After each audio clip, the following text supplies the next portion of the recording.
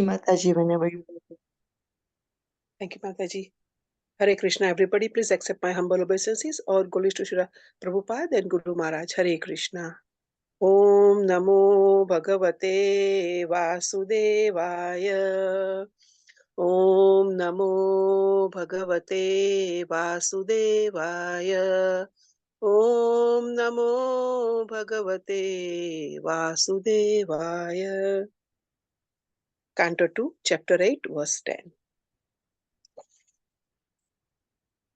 स चापि यत्र पुरुषो विश्वस्थ्यद्भुवाप्ययः मुक्त्वात्ममायां मायेश शेते सर्वगुहाशयः. Please also explain the personality of Godhead who lies in every heart as the super soul and as the Lord of all energies, but is untouched by his external energy. Text 11. पुरुषा वैर्वैलोकाः सपाला पूर्वकल्पितः लोकेरमुष्यावयवाः सपालैरतिशुश्रुम. O learned Brahmana, it was formerly explained that all the planets of the universe with their respective governors are situated in the different parts of the gigantic body of Virat Purusha. I have also heard that the different planetary systems are supposed to be in the gigan, gigantic body of the Virat Purusha. But what is their actual position? Will you please explain that? Verse 12. यावान् कल्पोऽपि कल्पो वा यथा कालो न मीयते भूतभव्य भवचप शब्द आयुर्मानं च यत्सतः. Also, please explain the duration of time between creation and annihilation, and that of the of other subsidiary creations, as well as the nature of time indicated by the sound of past, present, and future. Also, please explain the duration and measurement of life of the different living beings known as the demigods, the human beings, in different planets of the universe. Text 13. कालास्न्यूनगत्यार्तु लक्ष्यते विबृहस्त्यपि यावत्य कर्मगतयो यादृशि द्विजसत्तमं सत्तम. O purest of the Brahmanas, please also explain the cause of the different durations of time, both short and long, as well as the beginning of time following the course of action. Text 14. यस्मिन् कर्म समावायो यथा येनेपगृह्यते गुणानां गुणिनां चैव परिणाम भिप्तसत्ताम्. Then again, kindly describe how the proportionate accumulation of the reactions resulting from the different modes of material nature act upon the desiring living being, promoting or degrading him among the different species of life, beginning from the demigods down to the most insignificant creatures. Verse 15. भूपताला कुब्धो Vyoma ग्रह नक्षत्र भूर्भतं सरित समुद्र दीपानां संभव श्वेतदोकसाम्. Uh, O best of the Brahmanas, please also describe how the creation of the globes throughout the universe, um, the four directions of the heavens, the sky, the planets, the stars, the mountains, the rivers, the seas, and the islands, as well as the different kinds of inhabitants takes place. Verse 16. प्रमाणमण्डकोशस्य ब्रह्माभ्यन्तरभेदतः महता चानुचरितं वर्णाश्रमविनयश्चयः. Also, please describe the inner and outer space of the universe by specific divisions, as well as the character and activities of the great souls, and also characteristics of the different classifications of the castes and order of social life. Verse 17. युगानुयुगामानं च धर्मो यश्च युगे युगे अवतारानुचरित्रं यद्या आश्रयत्तं हरे. Please explain all the different ages and the duration of creation and also duration of ages.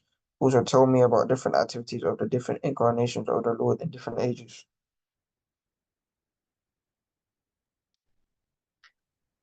Text 18. दृढासाधरणो धर्म स विषयश्च यादृशः श्रेणीना राजर्षिणा च धर्मकच्छ्रेषु जीवताम्.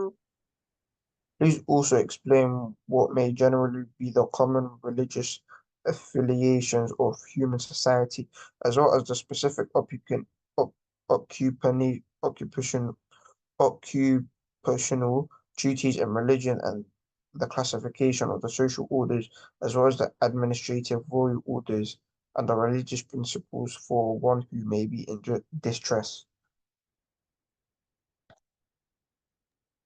Text 19. तत्त्वानां परिसङ्ख्यानं लक्षणं हेतुलक्षणं पुरुषाराधन विधिर्योग योगास्याध्यात्मिकस्य च.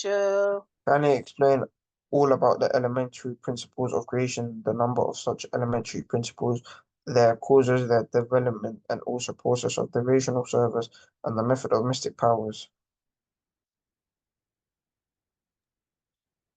Text 20.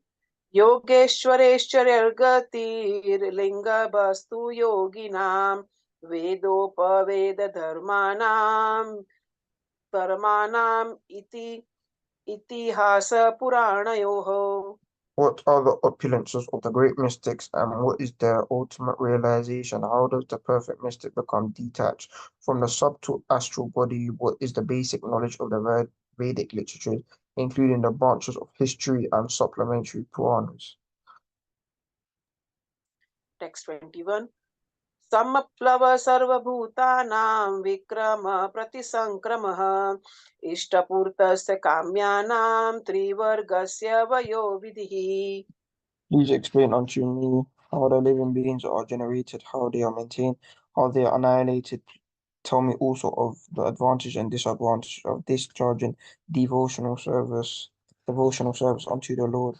What are the Vedic rituals and injunctions of the supplementary Vedic rites? And what are the procedures of religion, economic development, and satisfaction? Verse 22. यो वानुषायिणां सर्गः पाण्डस्य स सम्भवत् आत्मनो बन्धमोक्षौ च व्यवस्थानस्वरूपतः. Can you scroll down, please, Mataji? Please also explain how merged in the body of the Lord living beings are created and how the infidels appear in the world. Also, please explain how the unconditioned living entity exists. Verse 23. यथान्वन्तन्त्रो भगवान् विक्रीडात्मात्ममायया विसृज्य वा यथा माया उदास्ते साक्षिद विभुः. The independent personality of God that enjoys his pastimes by his eternal potency, and at the time of annihilation gives them up to external potency, and he remains a witness to it all. Text 24. सर्वमेदच्च भगवान् पृच्छतो मेनुपूर्वशः तत्त्वोर्षये उदाहतं प्रपन्नाय महामुने. O great sage representative of the Lord, kindly satisfy my inquis inquisitiveness in all that I have inquired from you and all that I may not have inquired from you from the very beginning of my questioning, since I am a soul surrendered unto you. Please impart full knowledge in this connection. Text 25. अत्र प्रमाणा हि भवान् परमेष्टि यथात्मभुः अपरे चानुतिष्ठन्ति पूर्वेशा पूर्वजैः कृतम्. O great sage, you are good as Brahma, the original living being. Others follow custom only, as followed by the previous philosophical speculators. Text 26. न मे स्वपरायन्ति ब्रह्म न शनादमि पिबतोच्युत पीयूषं तदा क्या बन्धि विनिसुतम्. O learned Brahmana, because of my drinking the nectar of the message of the infallible personality of Godhead, which is flowing down from the ocean of your speeches, I do not feel any sort of exhaustion due to my fasting. Text 27. Suta uvacha स उपान्मिन्त्रतो राजा कथायामिति सत्पतेः ब्रह्मरातो भृशं Preeto विष्णुरातेन संसदि. Sutta Goswami said, thus Sukadev Goswami, being invited by Maharaj Parikshit to speak on the topics of Lord Sri Krishna with the devotees, was very much pleased. Text 28. प्राह भागवतं नाम पुराणं ब्रह्म संहितं ब्रह्मणे भगवत प्रोक्तं ब्रह्म कल्प उपागते. He began to reply to the inquiries of Maharaj Parikshit by saying that science of personality of Godhead was spoken first by the Lord himself to Brahma when he was first born. Srimad Bhagavatam is the supplementary Vedic literature, and it is just in uh, pure, pure, pure, pure sense of the Vedas. Text 29. यत् यद् यद् यत् परीक्षिदृषभः पाण्डुनामानुपृच्छति आनुर्पूर्वेण तत्सर्वम् आख्यामातुमुपचक्रमे. He also prepared himself to reply to all that King Parikshit has inquired from him. Maharaj Parikshit was the best in the dynasty of the Pandus, and thus he was able to ask the right questions from the right person. Hare Krishna. Please forgive for my any mispronunciation. Hare Krishna. Hare Krishna, Danutpayam. Thank you so much for that wonderful recitation.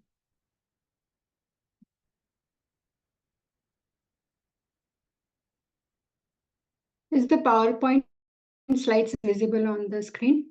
Yes, Mataji. Hare Krishna. Hare Krishna. Thank you, Jyoti Mataji. So we'll recite the prayers. Om Namo Bhagavate Vasudevaya. Om Namo Bhagavate Vasudevaya. Om Namo Bhagavate Vasudevaya. Om Agnanatimirandhasya Gnananjana-shalakaya Chakshurunmilitam Yena Tasmai Shri Guruve Namaha. Shri Chaitanya Manobishtam Sthapitam Yena Bhutale Swayam Rupa Kadamahyam Dadati Swapadantikam. Vandeham Shri Guru Shri Yuta Padakamalam Shri Gurun Vaishnavamscha Shri Rupam Sagrajatam Sahagana Raghunathanvitam Tam Sajivam Sadvaitam Savadutam Parijana Sahitam Krishna Chaitanya Devam Shri Radha Krishna Padan Sahagana Lalita Shri Vishakhanvitamscha He Krishna Karuna Sindhu Dinabandhu Jagatpate Gopesha Gopika Kanta Radha Kanta Namostute Sapta Kanchana Gaurangi Radhe Vrindavaneshwari Rishabhanusute Devi Pranamami Haripriye Vancha Kalpatarubhyascha Kripa Sindhubhya eva cha Patitanam Pavanebhyo Vaishnavebhyo Namo Namaha. जय श्री कृष्ण चैतन्य प्रभु नित्यानंद श्री अद्वैत गदाधार शिवासादि गौर भक्त वृंद हरे कृष्णा कृष्णा कृष्णा हरे हरे हरे राम राम राम हरे हरे मुखं करोति वाचालं पङ्गुं लङ्घयते गिरिं यत्कृपातमहं वन्दे श्रीगुरो दीनतारणं परमानन्दमाधवं कृष्णचैतन्य ईश्वरम्।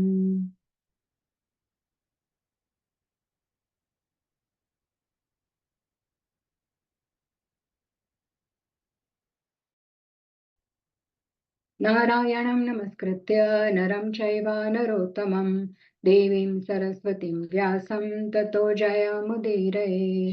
नष्टप्रायेषु भद्रेषु नित्यं भागवत सेवया भगवति उत्तमश्लोके भक्तिर्भवति नैष्ठिकी।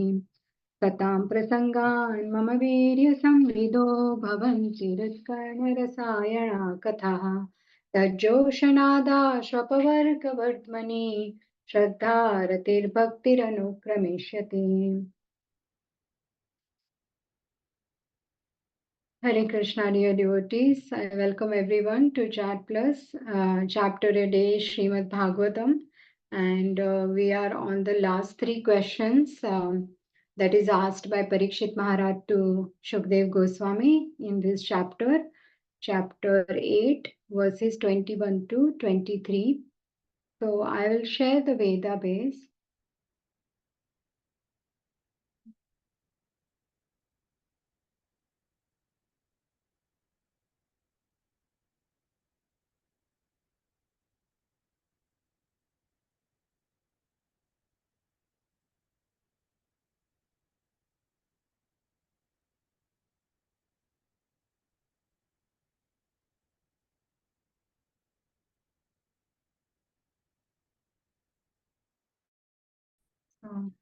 Verse number 21.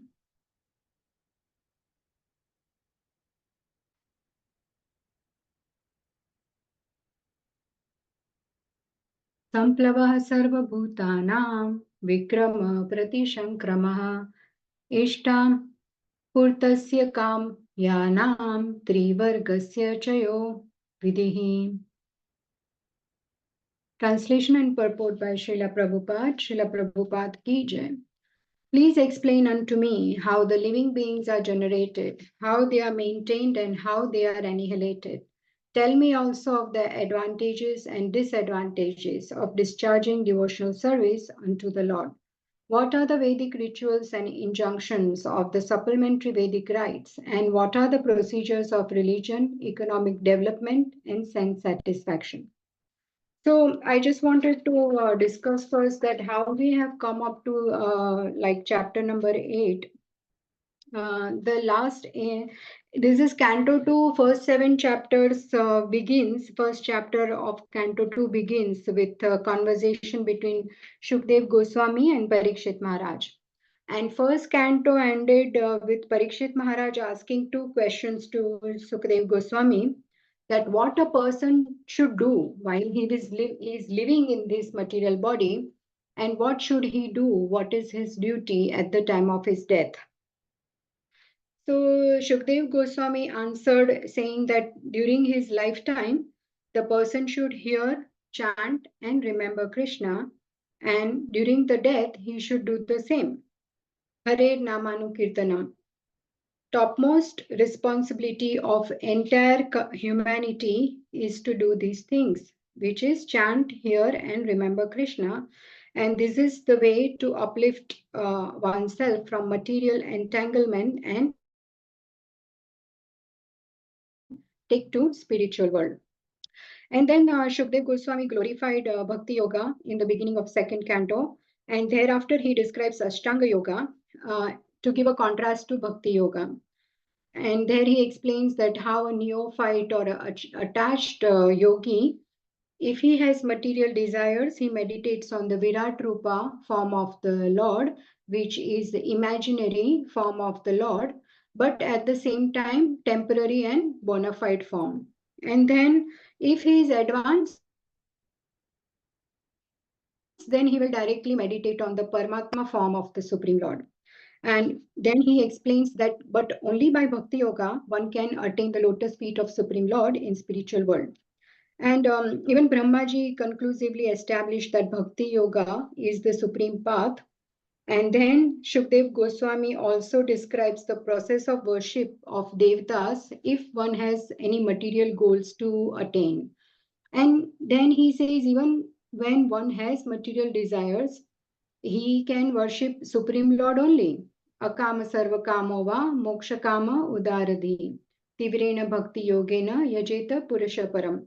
If someone has karmic tendencies to get material benediction, or if he is a gnani and he wants to achieve get liberation, or if somebody has no material desires like a devotee, still everyone can take to bhakti yoga and meditate on Krishna, and ultimately the ultimate spiritual benediction of the entire community is humanity's bhakti yoga. So that was the first three chapters, and in the fourth chapter Shukdev Goswami offers his heartful prayers to Supreme Lord.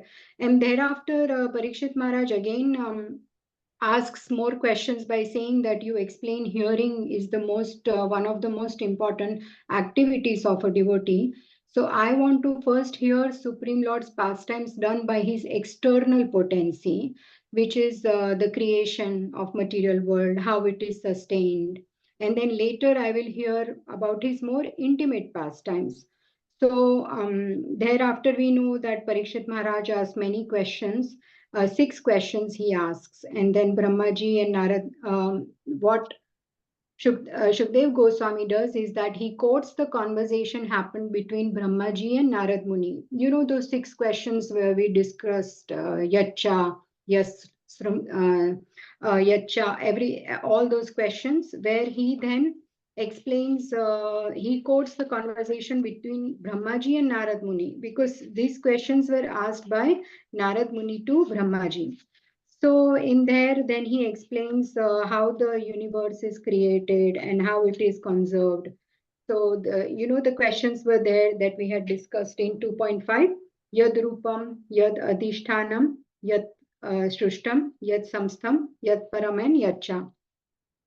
So thereafter, he explains all of that. And then he says that we know that creation chart, right? Basically, from Krishna comes Balramji. Then from Balramji, the first Chaturvyuha will come.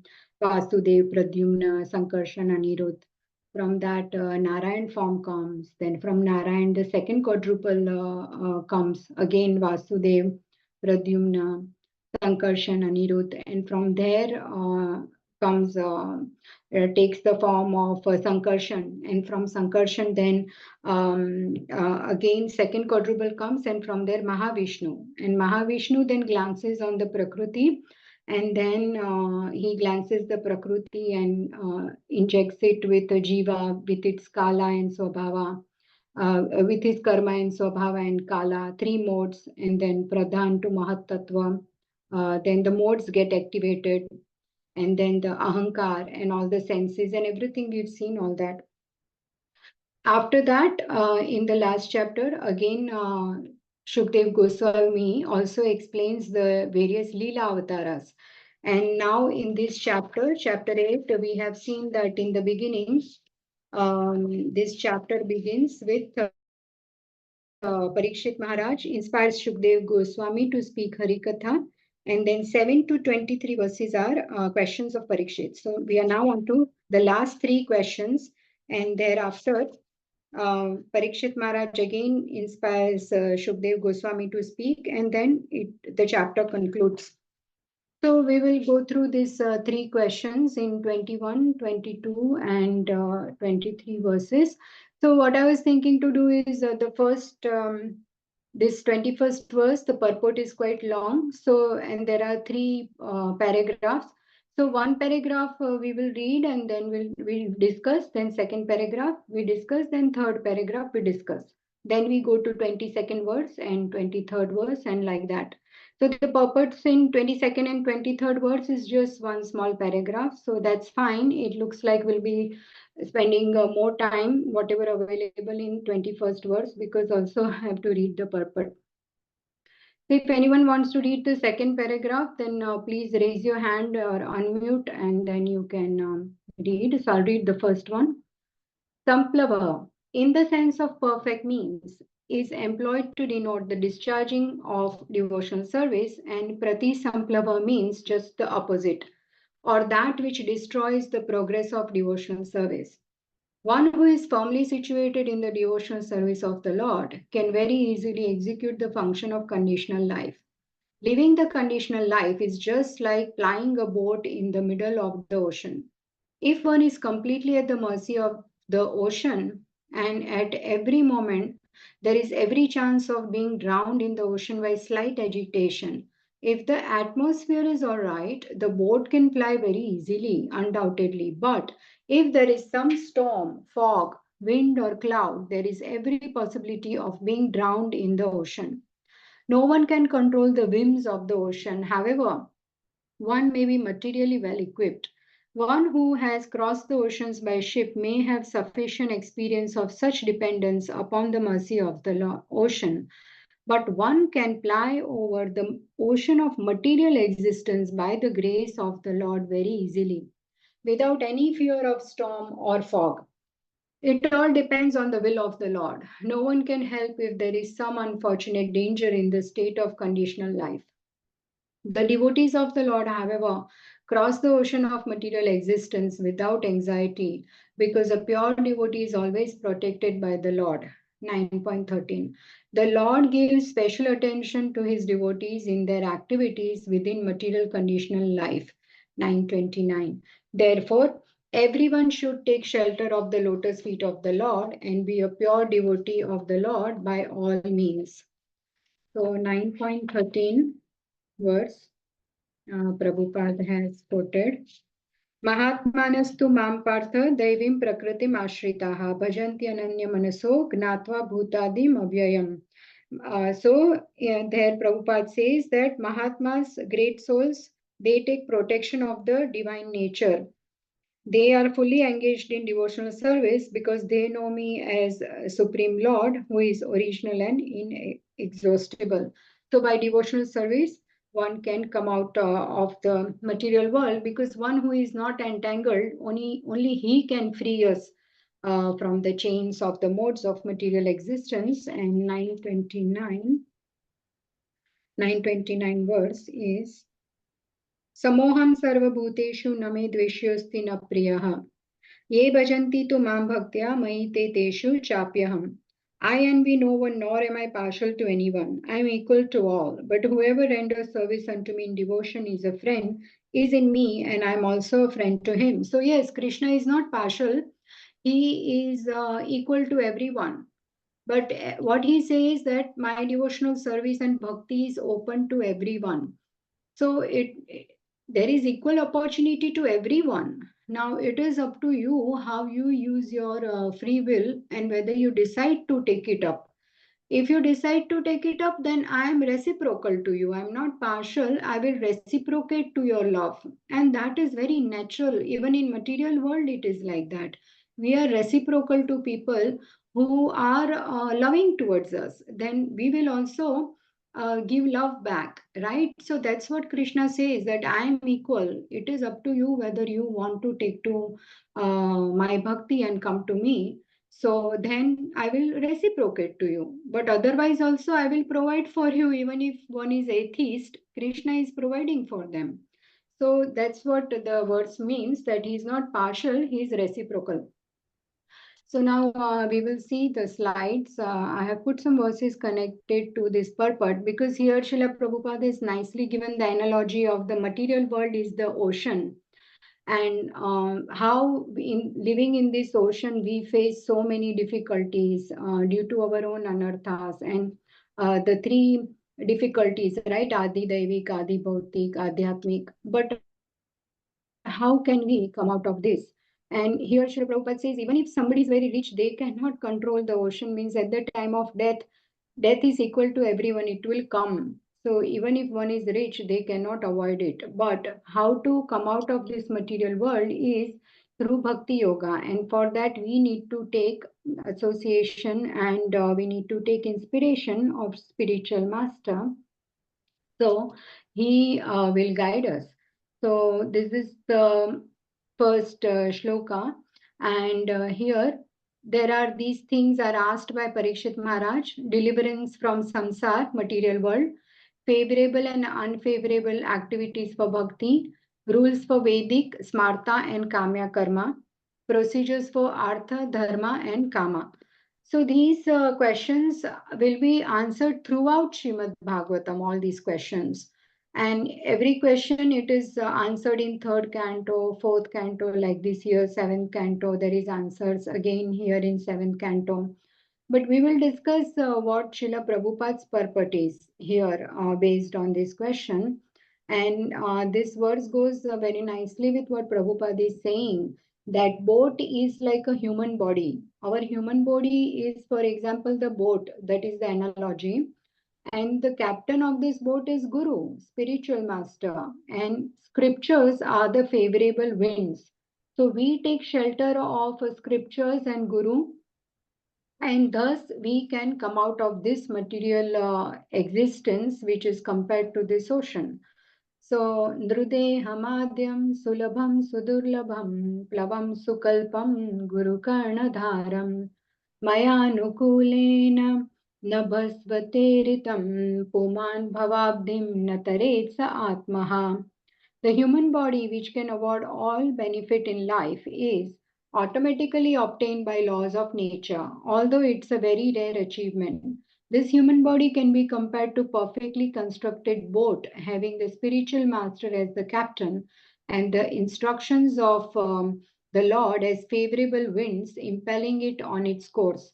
Considering all these advantages, a human being who does not utilize his human life to cross this ocean must be considered killer of his own soul, because he is not utilizing this opportunity, so he's killing it.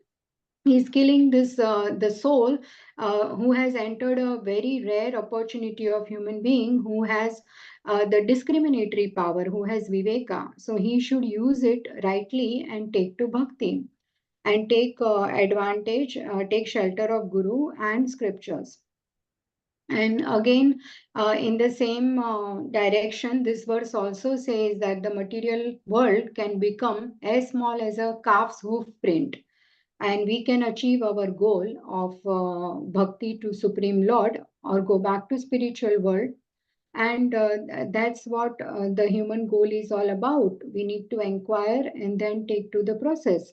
There is also this beautiful verse here in that connection. I think last time when we were discussing 7th chapter, we had discussed this verse. And there is a very nice purport in 4th canto in context to Dhruv Maharaj pastime. And there in the purport, Srila Prabhupada says this, I will read. The conclusion is that a disciple or an offspring who is a very strong devotee can carry with him to Vaikuntha Lok either his father, mother, or Shiksha or Diksha Guru. Srila Bhakti Siddhanta Saraswati Thakur used to say, if I could perfectly deliver even one soul back home, back to Godhead, I would think my mission, propagating Krishna consciousness, to be successful. The Krishna consciousness movement is spreading now all over the world. And sometimes I think that even though I am crippled in many ways, if one of my disciples becomes as strong as Dhruv Maharaj, then he will be able to carry me with him to Vaikuntha Lokam. Now, here, this is a pure ultimate humility of Srila Prabhupada. He is saying that if one of my disciple becomes like Dhruva, then he will take me to Vaikuntha with him. By his strength of devotional service, I will go back. This is his humility. Srila Prabhupada is already in spiritual world. But this is the example that we need to take to inspire us to do self-introspection, that where we are in our journey. Speaking about myself as a sadhaka, we know the story of Dhruv Maharaj, right? What happens to him. And then because of his stepmother, how she says you can't sit on your father's lap because you haven't taken birth from my womb, and being so insulted and disgusted and being so angry as a Kshatriya boy, even though he's 5 year old, he goes to his mother, who gives him best advice that yes, you worship Vishnu. That's not a wrong advice to fulfill any desire. And then you should not have evil or bad thoughts for your stepmother, because whatever we are suffering is due to our past karma. So you take to bhakti, because Vishnu will give you love of millions of mother. I can only give you love of one mother. So, like this, a devotee mother is giving such best ultimate advice to Dhruva to perform bhakti to Vishnu. And even though Dhruva goes with material desire to worship Vishnu by the touch of the conch of the Lord, and by within 6 months he gets the darshan, and all his material desires are purified, and he becomes a pure devotee. He offers wonderful prayers, and also Narad Muni advises him how to worship, what is the process to do it all. So here Suniti, the mother, is called Path Pradarshak Guru, who has shown him the path, the way to devotional service, and so is Narad Muni. And thus Dhruva later on, after ruling for thousands of years, finally goes back to Vaikuntha, in the Vaikuntha plain, and he remembers his mother at that time. That yes, my mother, how can I forget? She is my guru who guided me, and then she wants the mother also to go back with her, and she goes back with Dhruva to the spiritual world.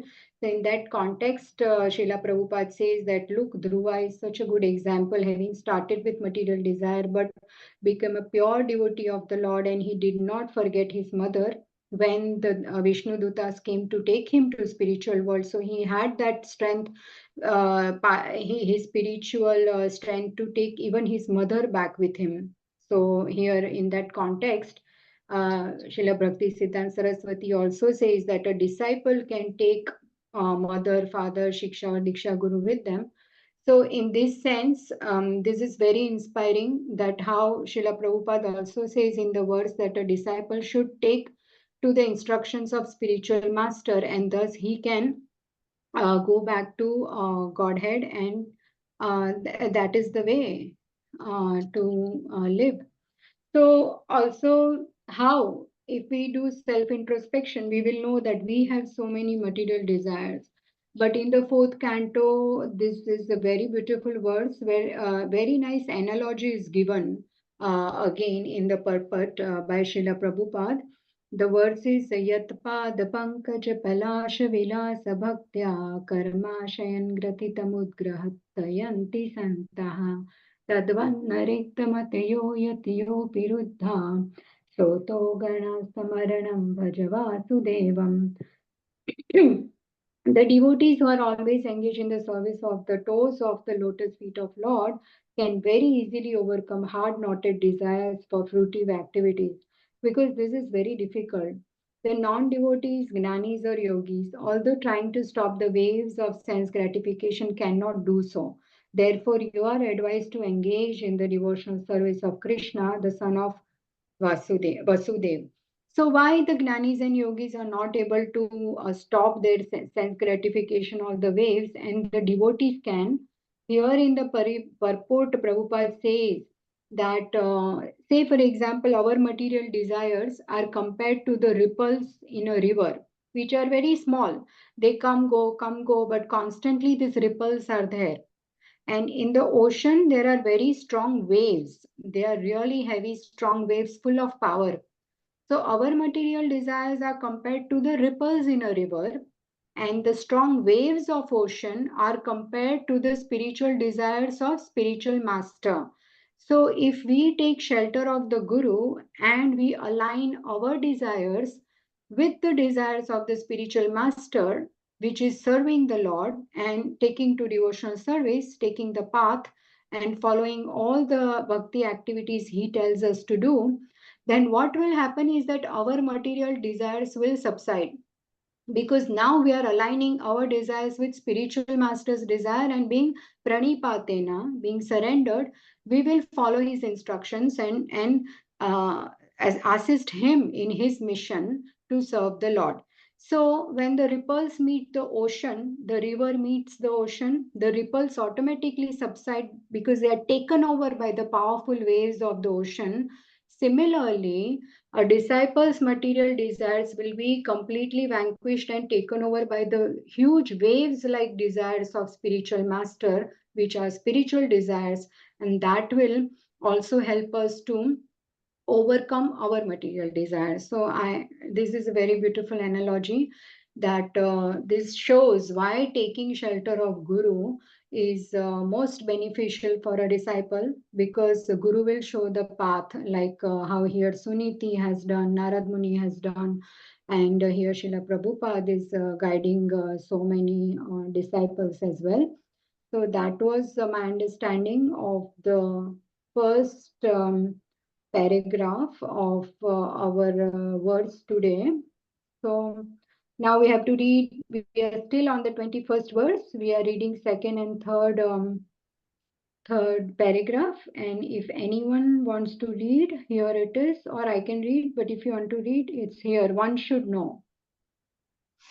Can I read it, Hey. Mataji? Yes, please. Yeah, Mataji.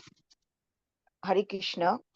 One should know, therefore, from the expert spiritual master, the advantages and disadvantages of discharging devotional service, just as Maharaj Parikshit asked his spiritual master, Srila Shukadeva Goswami.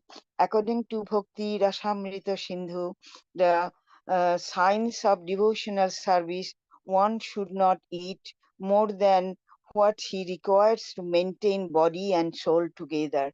Vegetables, diets, and milks are sufficient for maintenance of the human body, and therefore one has no need to eat anything more to satisfy the palate. One should also not accumulate money to become puffed up in the material world. One should earn his livelihood easily and honestly, for it is better to become a coolie for an honest livelihood than to become a great man in society by hook and crook. There is no harm if one becomes the richest man in the world by honest dealings, but one should not sacrifice the honest means of livelihood simply to accumulate wealth. Such as such an endeavor is harmful to devotional service. One should not talk nonsense. A devotee's business is to earn the favor of the Lord. Therefore, a devotee should always glorify the Lord in his wonderful creations. A devotee should not decry the creation of the Lord, defying him by saying that he has created a false world. The world is not false. Factually, we have to take so many things from the world for our maintenance. So how we can say that the world is false? Similarly, how can one think of the Lord as being without form? How can one become formless and at the same time have all intelligence and consequences, direct and indirect? So there are many things for a pure devotee to learn, and he should learn them perfectly from bona fide personality like Shukadev Goswami. Thank you, Shall I Mataji. Hare Krishna. Thank you. Hare Krishna?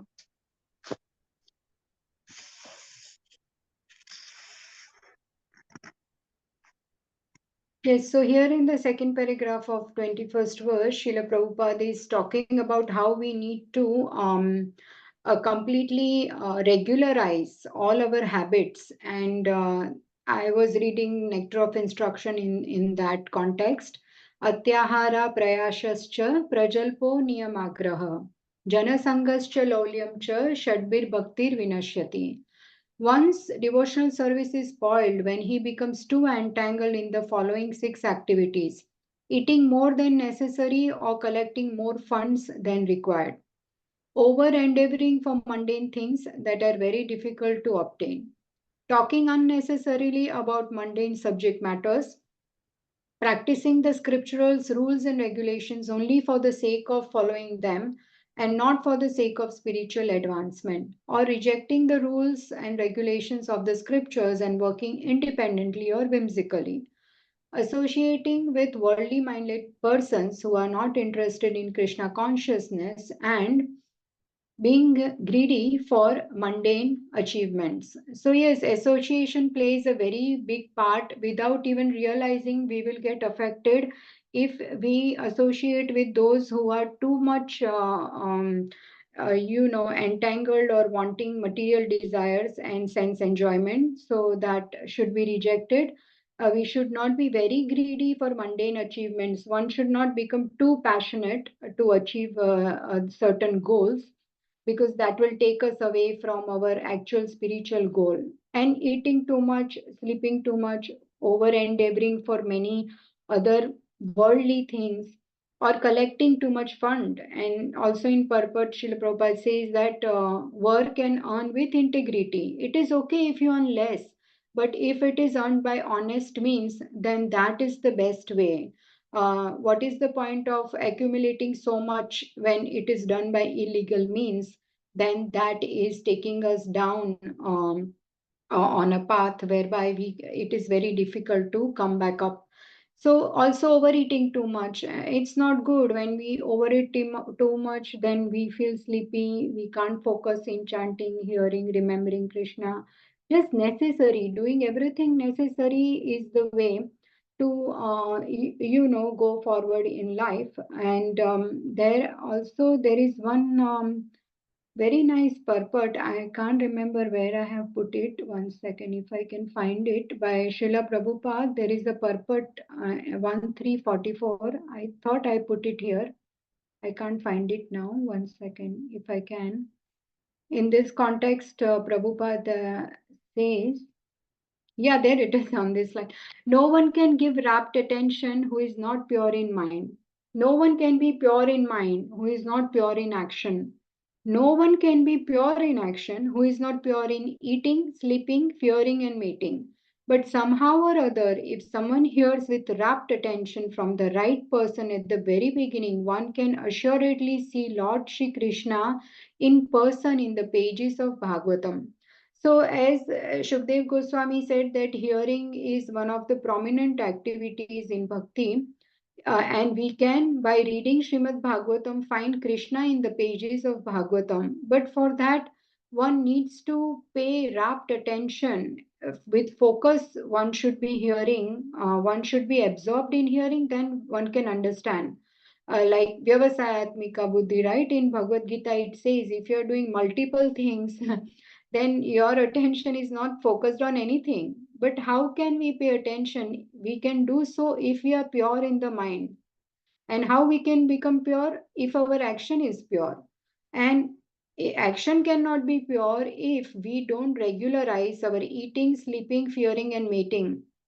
Eating, like he says in the paragraph, eating vegetables, fruits, milk, pulses, right? Being vegetarian and eating prasadam, because that will give us sadbuddhi. Our intelligence will work in the right way if it is offered to Krishna and we eat, because it has got all the blessings. Otherwise, every morsel we eat is only eating sin if it's not offered to Krishna.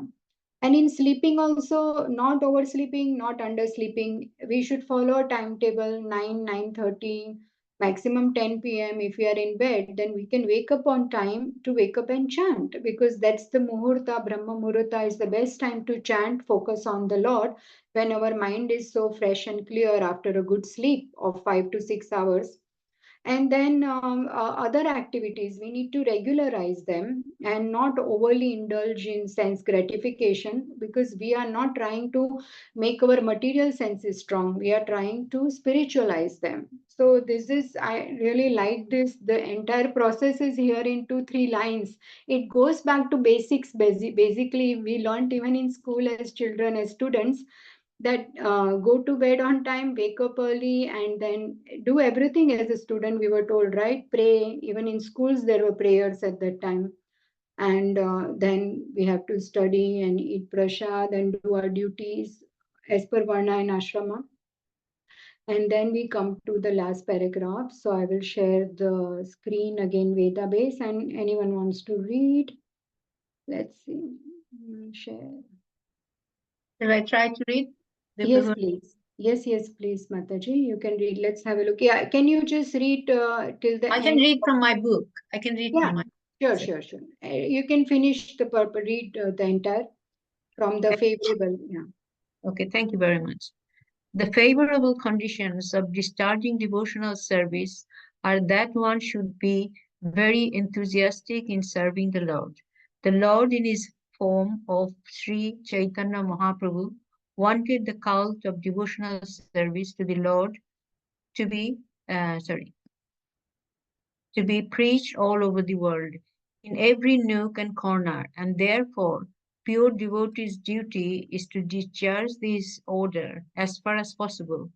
Every devotee should be very enthusiastic, not only performing his daily rituals of devotional service, but in trying to preach the cult peacefully by following in the footsteps of Lord Chaitanya. If he is not superficially successful in his such attempt, he should not be deterred, deterred from the discharge of his duty. Success or failure has no meaning for a pure devotee because he is a soldier in the field. Preaching the cult of devotional service is something like declaring war against materialistic life. There are different kinds of materialists, such as fruitative workers, the mental speculators, the mystic jugglers, and so many others. All of them are against the existence of God, against the existence of Godhead. They would declare that they themselves are God, although in every step and every action they are dependent on the mercy of the Lord. Therefore, the pure devotee may not associate with such uh, gang, gangs of atheists. A strong devotee of the Lord will not be misled by such atheistic propaganda of the non-devotees. But a neophyte devotee should be very cautious about them. A devotee should see to the right discharge of devotional service under the guidance of bona fide spiritual master and should not stick only to the formalities under the direction of the bona fide spiritual master. One should see how much service is being executed and not simply in the matter of rituals. A devotee should not hanker after anything, but he should be satisfied with things that may automatically come to him by the will of the Lord.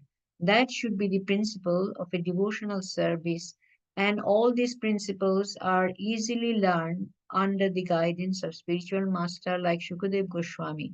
Maharaj Parikshit inquired from Shukadev correctly, and one should follow his examples.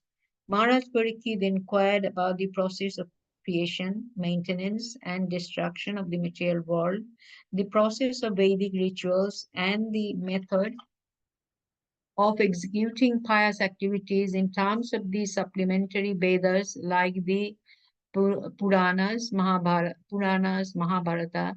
As explained before, Mahabharata is the history of ancient India, and so also the Puranas. Pious acts are prescribed in the supplementary Vedas, Smritis, which specifically mention digging tanks and wells for the water supply of the people general, to plant trees on the public roads, to construct public temples and place of worship God, to establish places of charity where the poor and destitutes can be provided with foodstuff, and similar activities are called putta.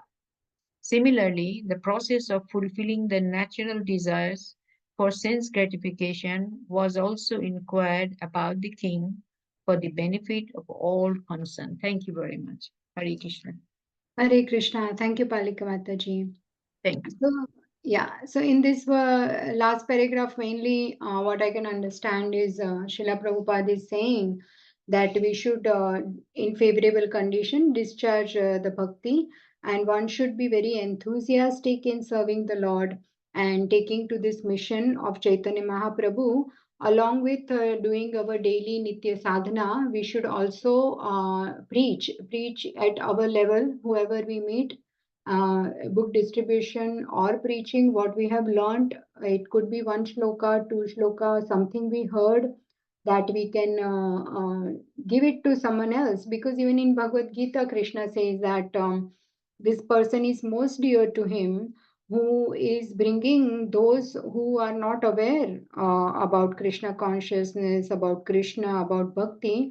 Then this is the best charity one can do, is by making someone aware of this. This is the most beneficial and munificent activity one can do, and thus can become dear to Krishna. So simple thing like bringing someone who's new to temple is also a wonderful activity, because you never know, by Krishna's mercy he will take up to the process and become a wonderful devotee one day. And I had heard my Guru Maharaj say long time back in one lecture, which always stayed with me in my heart. He said that when Srila Prabhupada said that chant and be happy, the meaning is he's telling us be enthusiastic in your devotional service. Means keep the utsaha always there. You know, when we are newly taking up something, that time we are very excited to do something, and thereafter slowly that excitement fades away. But no, that should not be the case.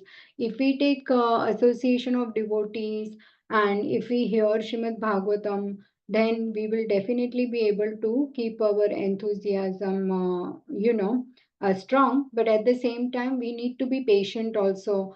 Sometimes we get disappointed. I've been chanting for so many years, doing everything, but still there are so many shortcomings within me, or I'm not achieving something that is said what I'm reading. But that's where then the dhairya comes. So then I was thinking of this verse, that utsaha nishayat dhairya tat tat karma pravartanat sangatyagat satovritte shadbir bhakti prasidyati. That being enthusiastic, endeavoring with confidence, being patient, acting according to the rules of the scriptures, and doing Shravanam, Kirtanam, and Vishnu Smaranam, the three most prominent activities, and abandoning the material association, following in the footsteps of the previous acharyas. The six principles undoubtedly assure the complete success of pure devotional service. So that was the verse. Now we have two more verses, and there are very short paragraphs. It's almost time. So those who has to leave, I totally understand, but we will be reading and concluding soon. Both the verses we will read, and if someone wants to read, please go ahead. Let me first recite the words and translation. So the verse is, yeah, योवानुशायिनां सर्ग पाषण्डस्य च सम्भवः आत्मनो बन्धमोक्षौ च व्यवस्थानं स्वरूपतः. Please also explain how, merged in the body of the Lord, living beings are created and how the infidels appear in the world. Also, please explain how the unconditioned living entities exist. So, anyone wants to read this? Krishna Mataji, can I read, please? Yes, please, please. The progressive devotee of the Lord must inquire from the bona fide spiritual master how living entities merge in the body of the Lord again, can come back at the time of creation. There are two kinds of living entities. There are the ever liberated, unconditioned living beings, as well as the ever conditioned living beings. Of the ever conditioned living beings, there are two divisions. They are the faithful and the infidels. Of the faithful, there are again two divisions, namely the devotees and the mental speculators. The mental speculators desire to merge into the existence of the Lord or to become one with the Lord, whereas the devotees of the Lord desire to keep separate identities and constantly engage in the service of the Lord. The devotees who are not fully purified, as well as the empirical philosophers, become conditioned again during the next creation for further purification. Such conditioned souls become liberated by further progress of devotional service to the Lord. Maharaj Parikshit asked all these questions from the bona fide spiritual master in order to become fully equipped in the science of God. Srila Prabhupada ki jai.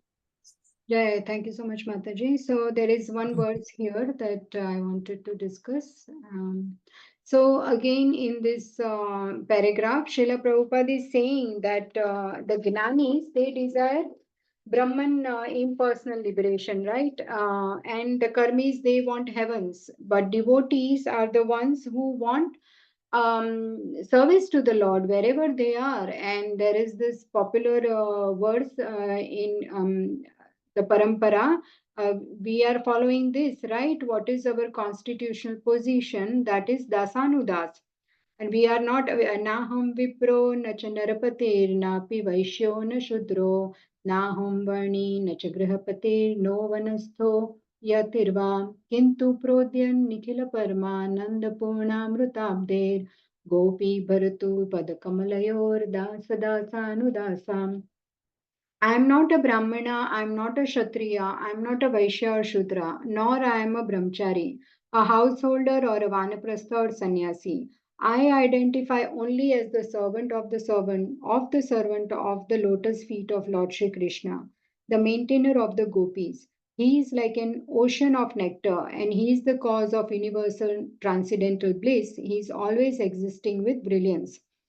So there is in this respect also a story of Anantacharya, right? He was a worshipper of Lord, and once he was bitten by a snake, and then they said you need to take medicine to remove this poison, and he said, what is the point? If I take the medicine and then if I survive, then I will be serving here the lotus feet of the Lord. And if I don't survive and if I go back to God, then there I will serve Lord there also. So wherever I stay, my position and identity remains the same, that I am a servant. So it doesn't matter whether I survive or not. Wherever I go, my position is Dasanudas.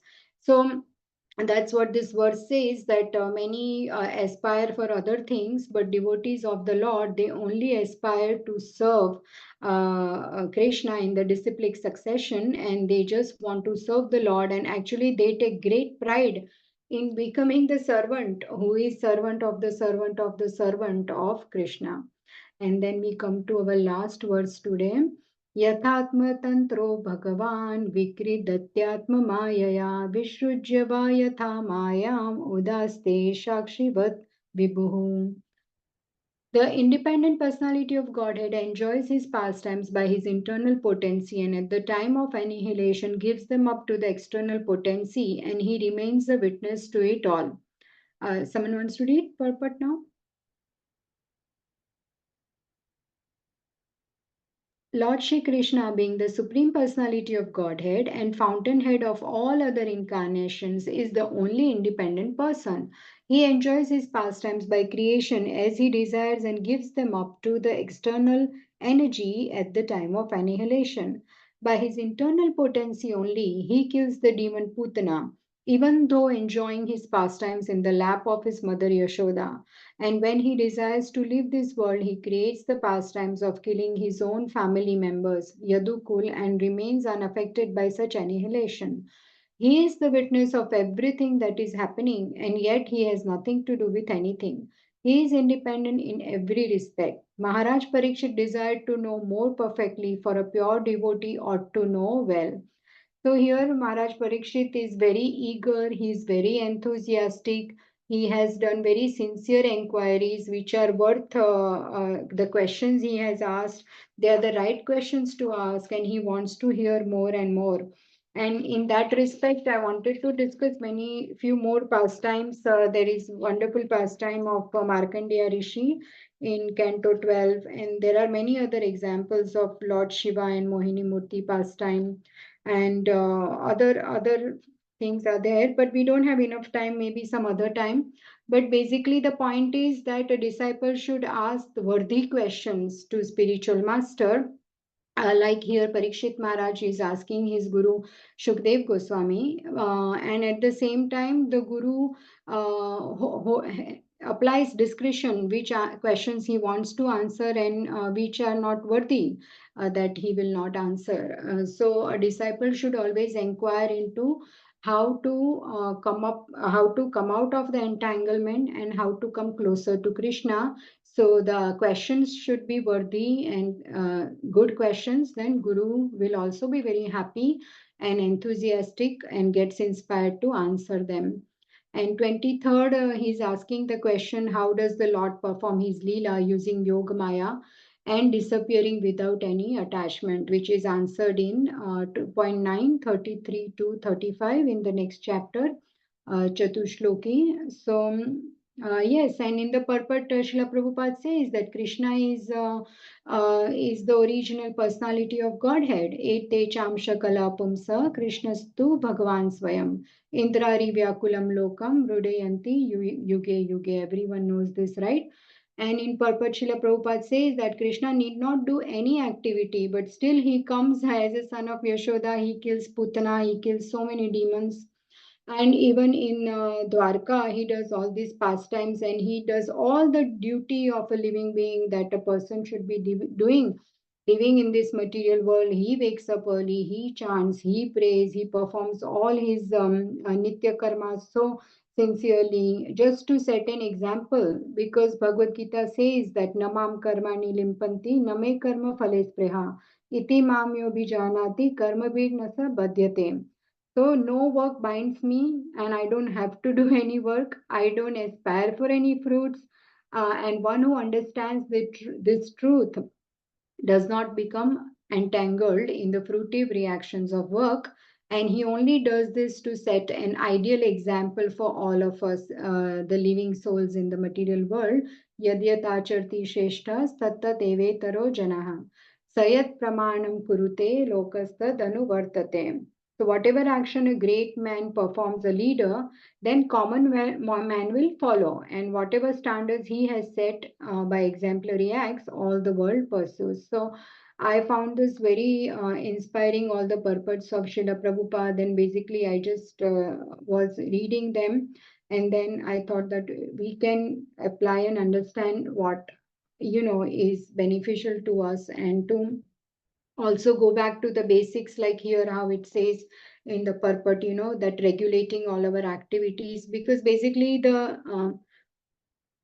success of one's the reason of one's success lies in what one does every day, what is our routine, and whether we are following our sadhana properly, talking about me. So thank you so much. So it's very good to introspect that, honestly, and then we will get the answers also to many of our questions. Thank you so much, everyone. Really appreciate your Sangha today. Please correct me if I said something wrong and I took more time, but what can I do? The purports are long and there is so much to discuss. There are 3 verses.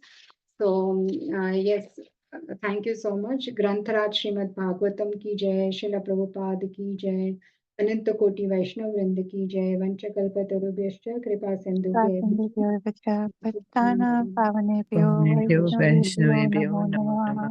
Thank you, Hare Krishna. Thank you If so much, anyone wants to Mataji, for the ask, Hare wonderful Krishna, class. Mataji. Very Hare Krishna, good. everybody. Thank you, Mataji. Hare Krishna. Thank you, Mataji. Hare Krishna. Wonderful.